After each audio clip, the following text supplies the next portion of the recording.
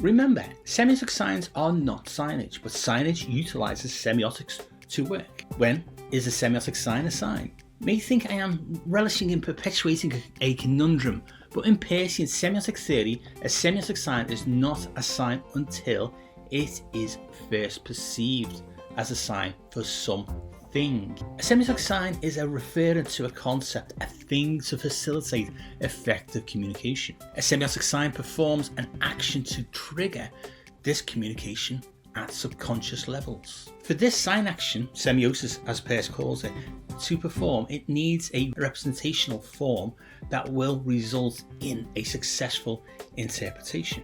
In Semiosis 101, we focus on visual communication, so a semiotic representational form is crafted by a designer or illustrator to connect with their intended target audience.